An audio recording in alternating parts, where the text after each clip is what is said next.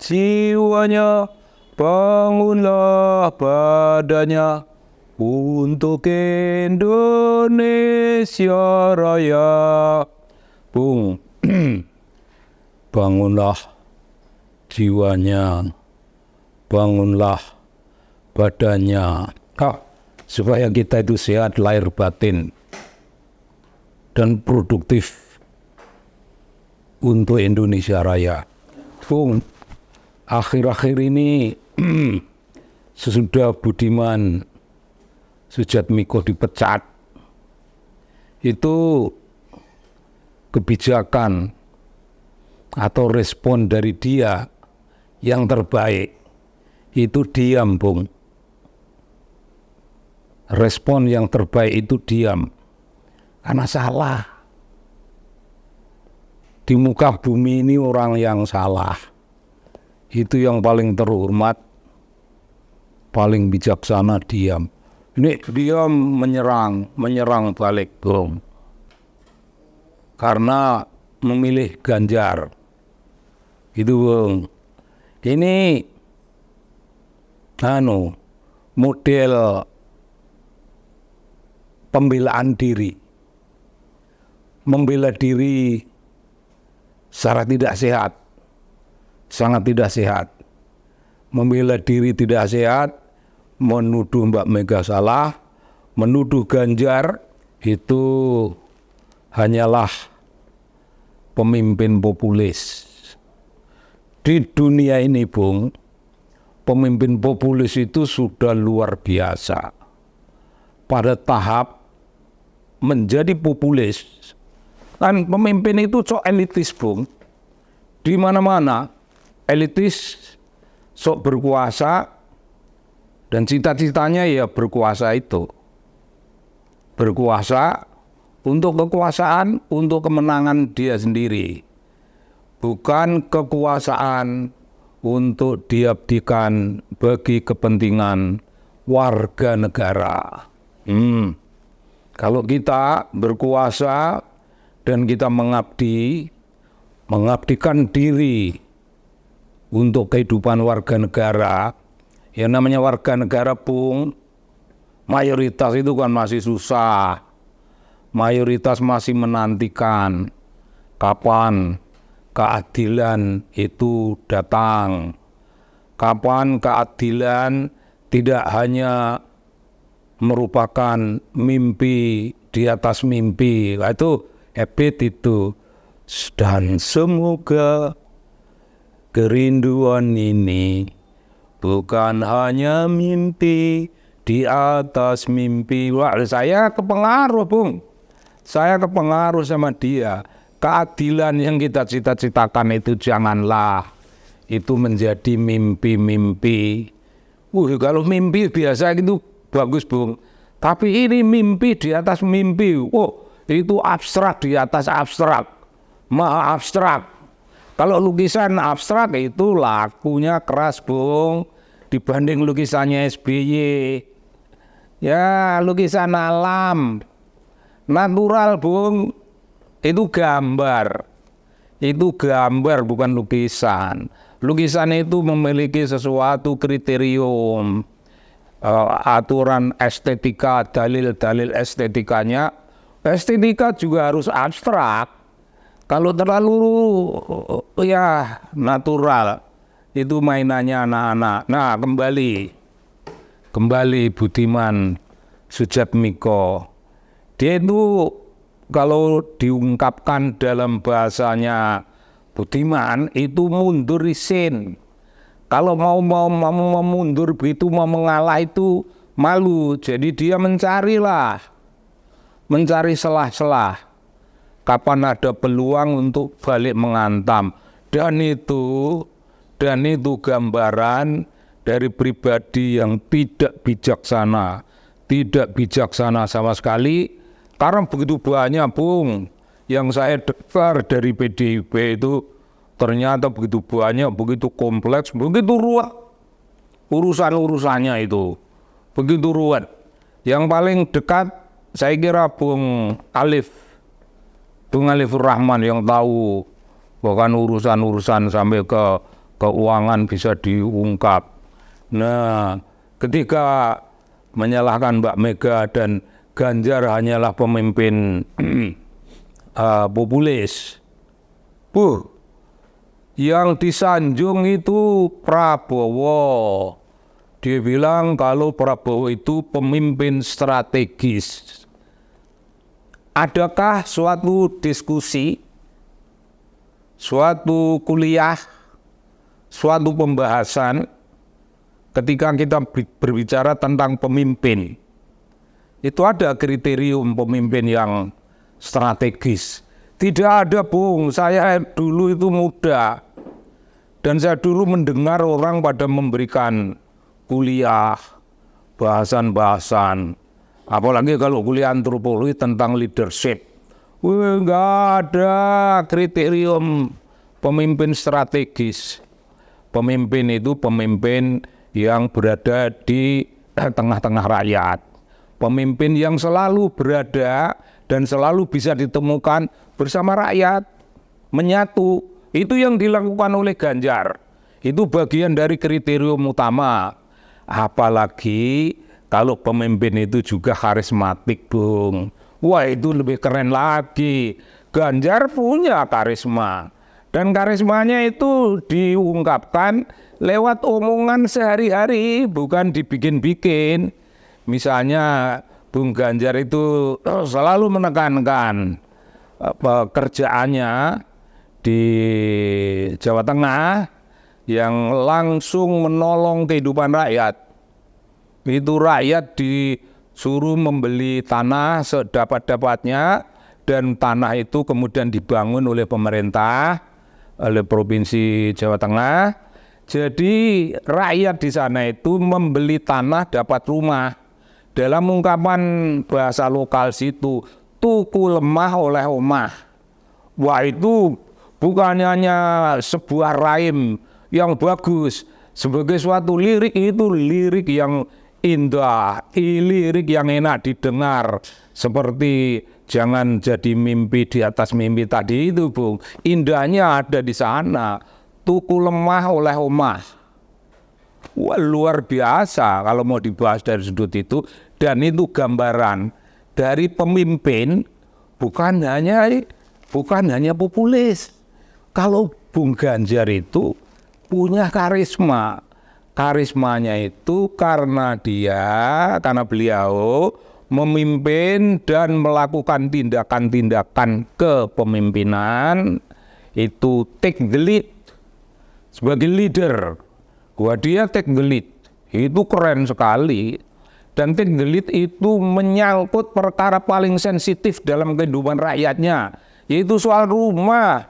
Oh, kita bicara di seluruh dunia ini, Bung, problem utama dari manusia di muka bumi ini, yang nggak punya rumah. Bahkan di suatu negara tertentu tanah pun sudah tidak ada. Tapi alhamdulillah di Jawa Tengah itu tanah ya kelihatannya masih ada.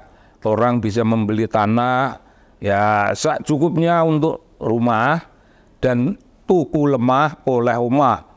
Suatu idiom birokrasi yang tidak ada yang bisa membandingi itu. Itu punya jago gubernur DKI itu. Bisa ngomong seperti itu. Ngomongnya abstrak. Abstrak kalau ini kan konkret. Ini strategik. Strategik dilihat dari sudut apa? Saya tidak tertarik ngomong strategik loh, Bung. Karena itu tidak ada dalam kriterium kepemimpinan. Yang saya bilang terpaksa saya harus ngomong tentang strategik itu karena apa-apa yang dipikirkan itu merupakan hal-hal yang dekat dengan rakyat, dekat dengan kebutuhan rakyat, dekat dengan kebutuhan-kebutuhan paling mendesak, dan itu jawaban terhadap jawaban sementara dan kecil terhadap keadilan, Bung. Kita membayangkan justice for all.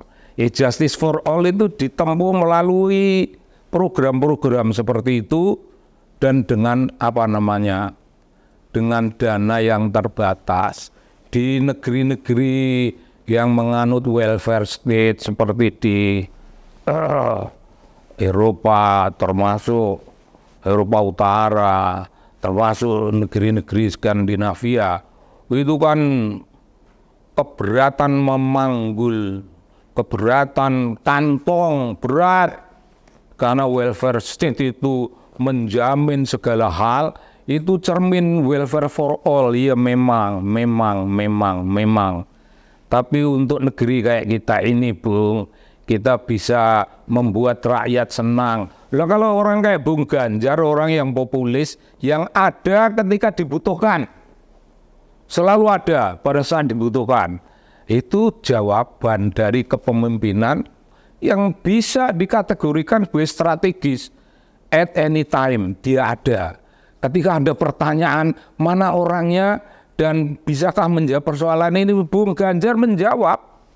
Kurang strategis apa? Nah, mari Budiman Sujatmiko, karena dia udah membelot, dan membelot itu ya bukan soal ideologis, Bung, tapi ini soal perkara yang teknis yang memalukan. Bagi seorang calon pemimpin, kalau urusannya itu duit, dan membelot karena duit, siapa yang bisa berkata bahwa dia pemimpin yang baik? Siapa bisa berkata bahwa dia pantas menjadi ini dan itu, dan dia reliable? Siapa yang bisa berkata dia reliable? Punya reliability yang kuat? Ya enggak ada, Bung. Saya kenal Sujatmiko, kenal baik. Jadi biar dia mendengar. Saya katakan, saya kenal baik itu something. Itu mempunyai sesuatu makna, tidak perlu saya jelaskan. Tapi yang saya katakan saya kenal baik, itu artinya pengenalan saya tidak jauh berbeda dari apa yang dia lakukan dan menyebabkan dia dipecat. Itu aja inti sarinya. Lalu kembali ke Prabowo. Prabowo strategik apa, Bung? Strategik apa? Prabowo cita-citanya saya ingin berkuasa. Kayak Nero, Kaisar Nero. Ya kelas-kelas para kaisar di zaman demokrasi, embrionya pun belum ada. Di zaman kekuasaan yang mengerikan sekali, ya Prabowo ada di wilayah itu. Saya ingin berkuasa. Kekuasaannya apa, Bung? Kekuasaannya kan sekarang ini orang diminta menyelamatkan ini republik dari ancaman dan rung-rungan kekuatan-kekuatan ideologis yang lain. Bagi Prabowo, orang-orang yang mengancam itu, kekuatan-kekuatan ideologis yang mengancam, dilindungi oleh Prabowo. Itu strategis apa? Strategis itu kalau menjawab kebutuhan dasar bangsa dan negara. Misalnya penyelamatan itu. Bagi Prabowo bilang apa? Saudara, kalian tahu, kalian itu dianggap radikal. Tapi catat, saya tidak berpendapat begitu. Jadi, Bung, golongan radikal yang mengancam republik ini, mengancam keutuhannya, dan ingin mengganti republik ini dengan kekhilafan, dianggap oleh seorang jenderal bintang 3 atau berapa dia itu, tapi dipecat, dianggap bukan ancaman. Semua TNI sensitif, Bung, terhadap ancaman. Dia tidak. Kalian itu tidak radikal.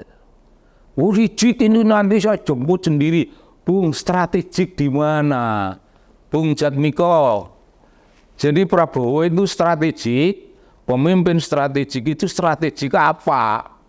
Dan kategori itu dibikin di mana? Dalam kuliah-kuliah leadership, dalam kuliah-kuliah manajemen, di mana tempatnya pemimpin strategis. Ya itu karangan Anda, tapi saya bisa memberikan sesuatu argumen. Ya strategis itu yang Anda maksud kira-kira pemimpin yang dekat dengan rakyatnya mestinya. Nah kalau Prabowo dianggap dekat dengan rakyat, Ganjar tahu mau anggap sebagai apa? Bung Ganjar itu ibaratnya ndak pulang. ndak pulang ke rumah. Kantornya Bung Ganjar bukan di gubernuran, Bung. Itu kantor birokrasi, tempat tanda tangan. Kalau saya, orang kayak saya itu jadi gubernur, ya saya ngantornya di kecamatan, mampir di kecamatan. Kalau ada tanda tangan tertentu, bawa ke kecamatan ini. Tanda tangan dari kantor itu, ternyata saya sudah pindah ke kecamatan lain. Jangan duduk di kantor. Kalau gubernur, menteri boleh. Karena menteri tidak punya daerah. Ganjar tidak pernah duduk di kantor untuk kebutuhan bergaya-gaya. Duduk dan ada di dekat rakyatnya, memberi rakyatnya perlindungan, memberi sesuatu keyakinan, social assurance, bahwa aku itu melindungi, bahwa aku ini ada untuk kamu, bukan kamu ada untuk saya, tidak. Saya ada untuk kamu. Dan salah satu di antara yang keren-keren itu, Ganjar bisa Bung berbicara tentang bagaimana keuangan dikelola, bagaimana keuangan dimanage secara strategik. Kalau itu ada kata strategik itu ada.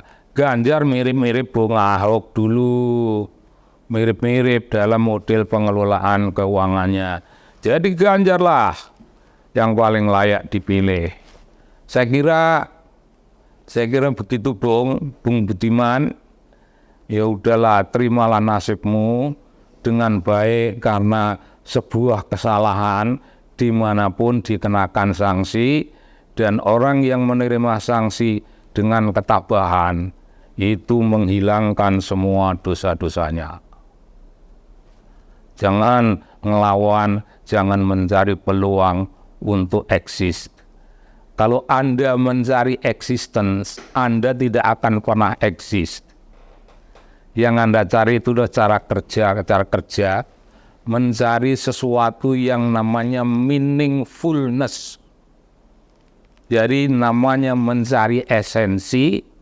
Mencari esensi itu kira-kira Anda dekat-dekat dengan watak yang hakiki bagi manusia, bagi politisi, bagi pemimpin. Begitu Bung. Salam. Terima kasih banyak.